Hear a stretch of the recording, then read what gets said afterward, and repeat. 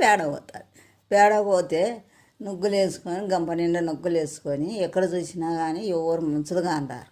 మంచులుగా అని రాకుంటే కప్ప కానొచ్చు. కప్ప నాకు గంప ఎత్తుతావా అంటే, నాకు గంప ఎత్తుతే ఏమి ఇచ్చావు అండి. నేనేమి ఇచ్చాను బావా, నా కాడేముంది, నీ పెళ్ళి చేసుకుంటే గంప ఎత్తి గంప మీద కూర్చో బావా అంటుంది.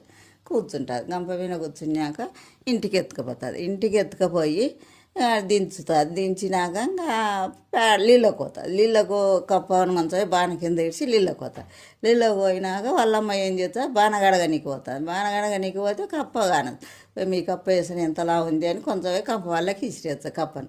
బిడ్డ వచ్చినాక మళ్ళీ ఏం చేసి కప్పని నేను ఎక్కడేచ్చి అంటే కప్ప వాళ్ళకి ఇసిరేసినమ్మా అంటుంది. అని పోయి పిలుస్తుంది. రా బావా మా అమ్మకు తెలుదు, రా బావా ఇంటికి రా బావా తెలుదురా బా అంటే నేనెట్టొచ్చాడు. మీ అమ్మ కాలు పట్టి కంప వాళ్ళకి ఇసిరేసింది. నేనెట్టొచ్చి